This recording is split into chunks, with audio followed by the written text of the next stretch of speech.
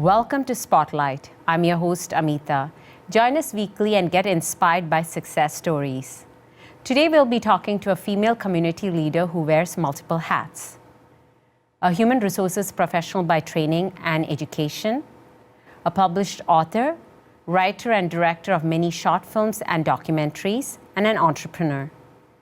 We'll also find out more about her upcoming film, Carter Pull. It's my pleasure to welcome to our show Ms. Deepa Mahanti. Deepa, it's a pleasure to have you here with us. Thank you, Amitha, for having me. So before we delve into all the amazing work you've done thus far, give us a little bit about your background and education and how you came to Canada.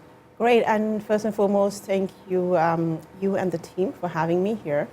My journey has been across various boundaries and continents, so I call myself a global citizen.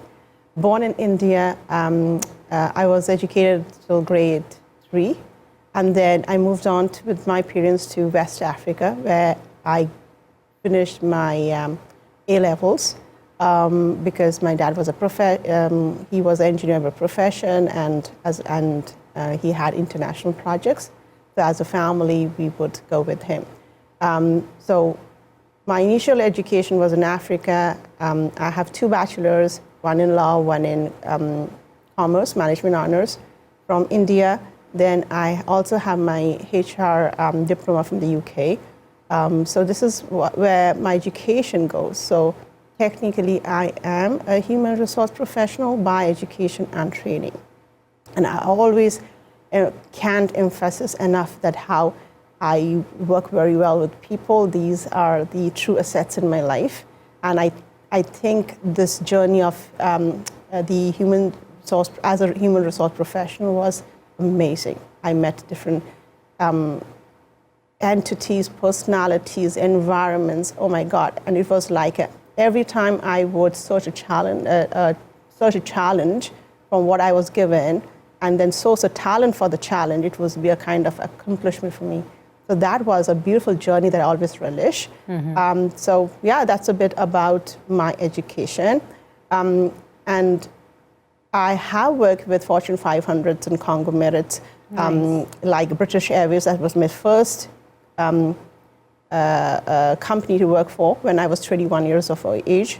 Then I moved on to different companies, including Aptec Limited, which is a Fortune 500 again.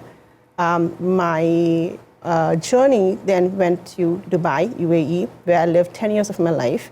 I worked with a company called BAC, Business Aid Center. That was an agency then that was the first placement agency in the world to have ISO 2001 certification. So these are kind of companies I was introduced to. And later, I moved on to Canada in 2009.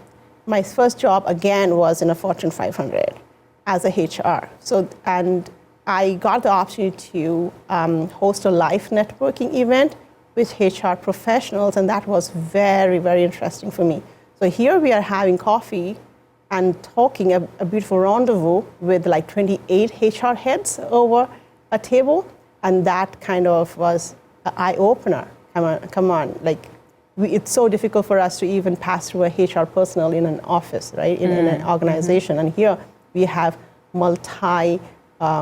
conglomerates, head of conglomerates sitting together and discussing, the recent trends, the job opportunities, the hidden market, name it what. So that was something that I always tell people, that network is one platform that you kind of reach out in a very personal level. I guess that's my snippet about myself.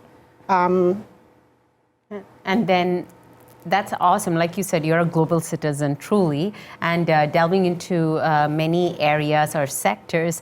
But then what eventually inspired you, or why did you end up taking up writing and directing, which is what we're going to find out in terms of your projects? So as I told in my earlier statement, I always loved working with people. Mm-hmm. At every stage, every aspect, knowing them, and when it was very interesting for me to actually, when you write the synopsis of a person, when you are kind of presenting that synopsis to a certain management, you have to delve deep. So it's just not the education we would see. We would see personalities, the talents, what the person is. And for me, attitude was the most important thing in all. I mean, this is one thing that you can never teach people. So, and that was very interesting. At the same time, as I was growing, I always was interested in literature. That was something that I would be very passionate about. So I still recall my days when I was a student of literature and language, and there was no books that I would not reach out to, be it Shakespeare or be it the contemporary authors. So that was one kind of a solace inspiration that would keep me at peace. There came a time, I loved writing, always. It wasn't it suddenly happened. It has been through my growing years. I just love writing. This is the one piece that I am contented, I am at peace with myself, I delve down, I exactly visualize my platform, my earth around me, and that was the source of writing. Perfect. So there was a time in life, I had been a human resource professional over 10 years now. There was one day that I wanted to actually sit with myself and ask myself, like, you have been, and this was a question, a self-talk, that you have been always sourcing talents for others. It's time for you to source yourself deep down and kind of revisit what you really want. That was, I think, the turning point, because there had been certain episodes, there had been certain transitions, my own journey, and every time it happened, it gave me a life lesson, a different dimension, different perspective, what life is about. It's not always roses and not always thorns.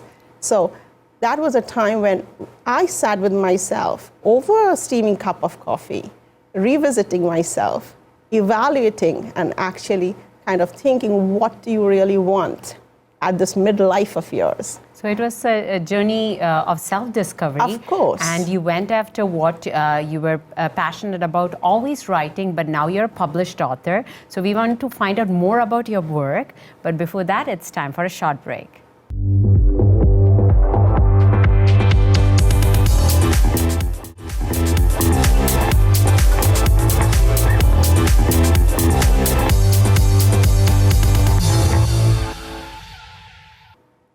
Welcome back to Spotlight. We are talking to author Deepa Mahanti.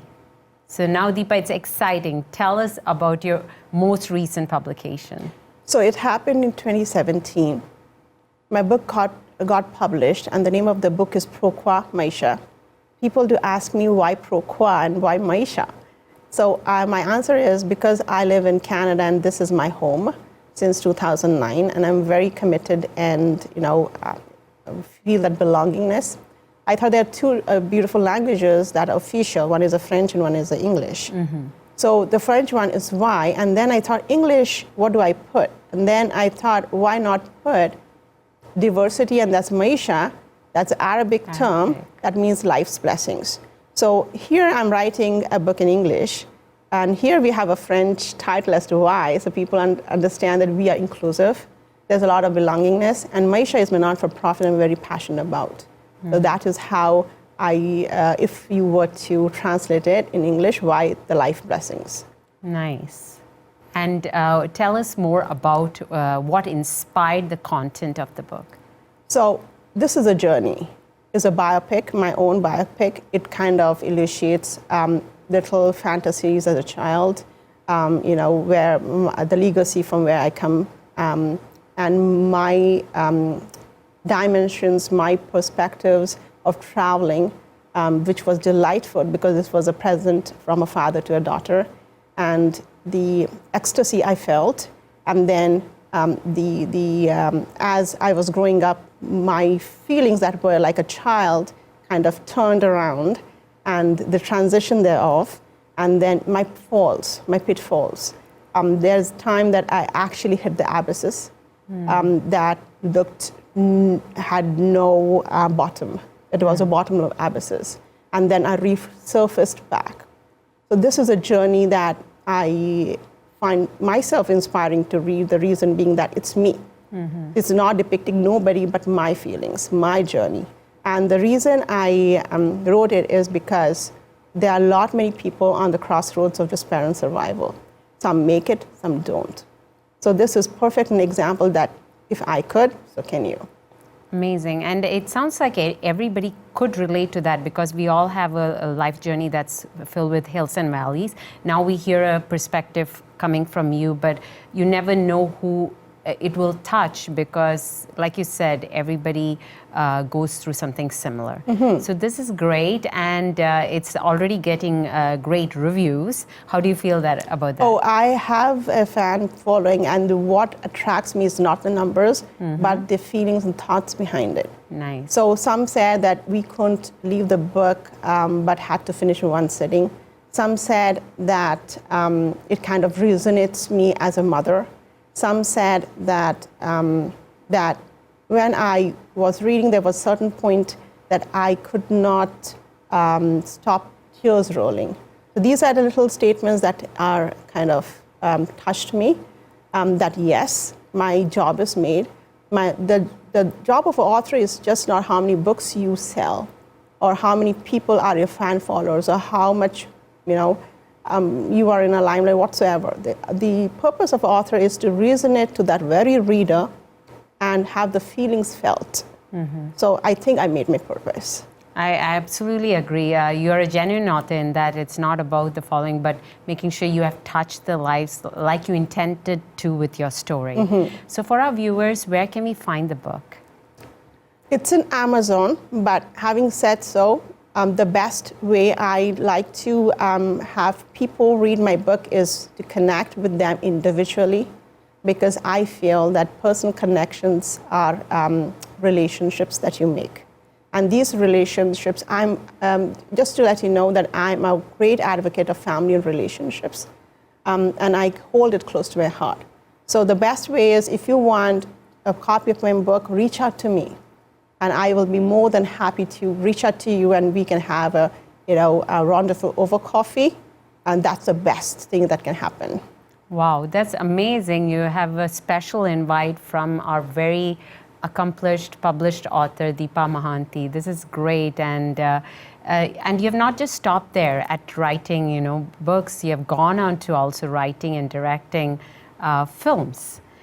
So I'm going to move towards that at this point and ask you about this exciting upcoming film, Catapult. Tell us what inspired. So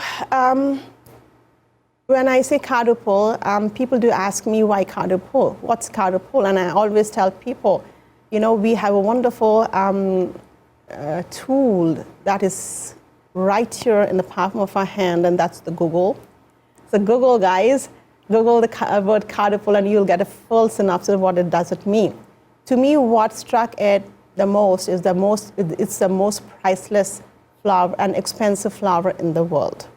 And the reason I kind of thought this would be befitting the journey that I am depicting in form of a film would be because this is a journey of a burn survivor. She had 23 surgeries on her. Her entire body is screen grafted. She takes over 40 medications just to stand up on her feet every single day to do her basic routine work. She goes to pain clinic every week to get like 20 shots so that she can keep her pain at bay. But the best thing is that she's a co-founder of Saidham Food Bank. She's a recipient of L'Oreal Women of Worth. And she has a school that she runs. So definitely worthwhile, an exemplary example for people to see that you don't stop. No matter what happens, you don't stop. It's the mindset. Your strength is in your mind. It's not how strong you are physically. It's your mind, is in your heart, is what you think, how confident you are, how much do you love yourself. So that's basically the idea why I'm putting all her feelings, all her journey into a musical documentary, because I know if I were to put everything like a film, it might be very heavy for some people. We want to depict a life that is full of fun, emotions. Yes, there are certain things that weigh us down, but we need to uplift ourselves, resurface, and keep going. That's the beautiful journey of life. Great. Another inspiration, again, being told in your words, in your vision as a director. When is the projected release date for this? So I would also invite you, Amitha, mark your date, 15th March 2020. So this is how I go about it. Much in advance so that people mark their calendars. We are all busy. I understand, sitting in one of the busiest hub in North America. Nevertheless, mark your dates and we would love to see you there. There you go, 15th March 2020. Great, Deepa. We have much more to talk with you about now, you being an entrepreneur as well. We heard a little bit about Maisha, but we are going to talk to you about it more. Before that, let's take a short break.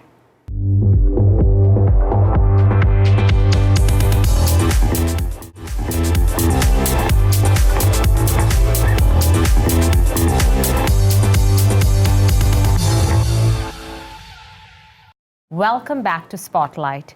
We are talking to the multifaceted community leader, Miss Deepa Mahanti.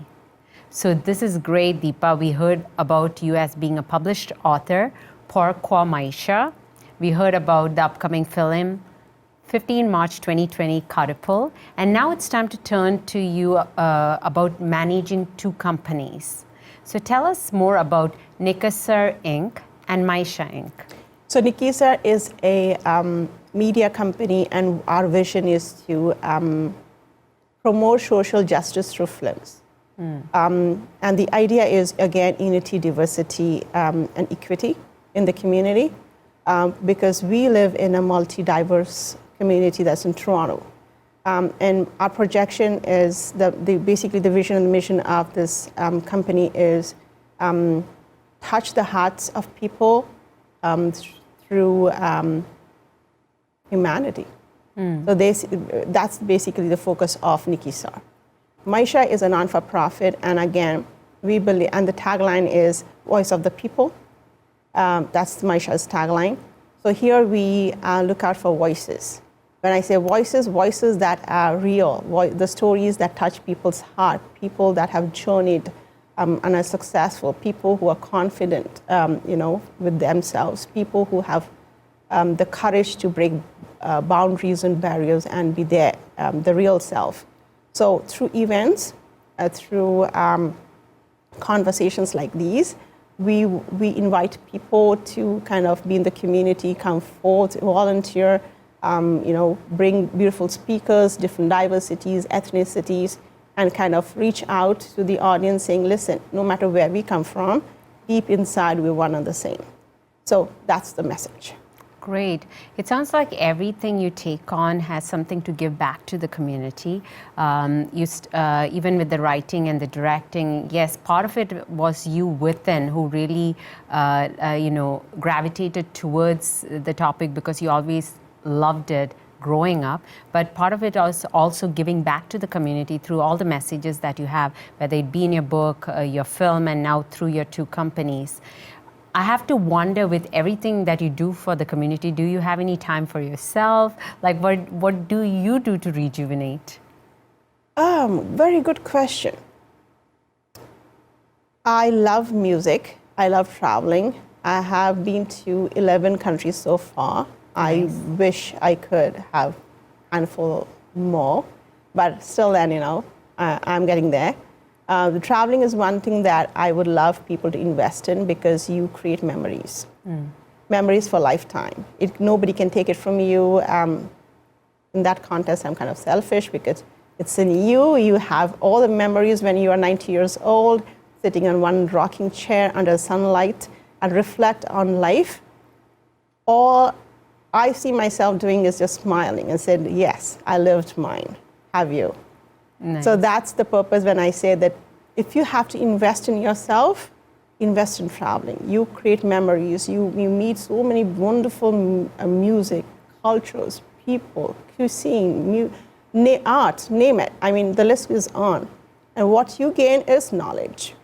A lot of wealth there. Yeah. Well, you say selfish, but I beg to differ. All these memories are what has inspired the book, which we get to read, has inspired the film you're coming up with, because it's from a real life inspiration. So it's actually a benefit to the rest of the community, right? Yeah, but I was being humble, you see. Yes, you are grounded, very humble, and that's why you've come thus far. You know, so it's great. I was just wondering. So we have heard what's coming up in terms of film. Now, Pourquoi Maisha, it's great, it's out there, great reviews. What's next for you in terms of writing? Well, at this point in time, I can only foresee Kadupol in the making. I have one project that I am, it's in my mind and I'm going to do it, and it's on homelessness. You know, and it's called Living with 1,000 Cuts. It might sound kind of, you know, very painful, but it's not. Again, the idea is courage. So we will work on that. It's important for the audience, for the people in the community to actually face the real life. There's a lot of myth going on. We always look at the glamour side, but we do not look at the real side too. I have an opportunity to meet people at a very grassroots level to see what makes a community, what makes a society. How far have we come? How much we still have to work on?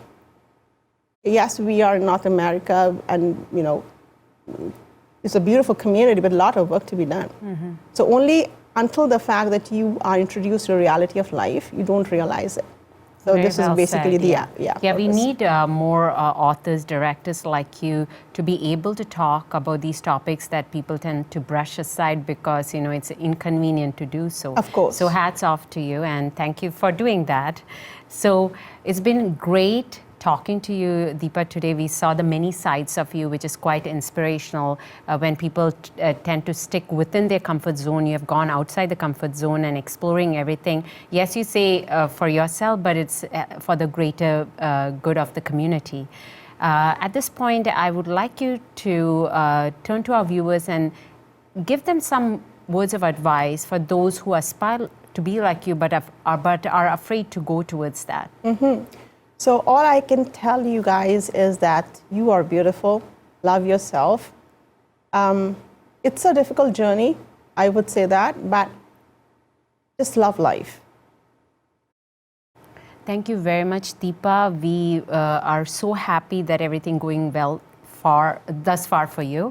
And we wish you all the best with Kadupol, and we look forward to all your upcoming projects. Thank you so much, Amitha, for having me today. And I look forward to see you there, you know, at my premiere. 15th March 2020. Yes. Thank you very much, Deepa. Thanks.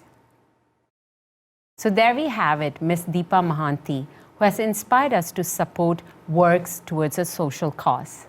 Well, that's a wrap for this week's show. Thank you for watching us. Continue to follow us on Facebook and Twitter, and write to us at spotlight@ethnicchannels.com. Until next week, this is Amitha signing off, encouraging you to unleash the community leader within.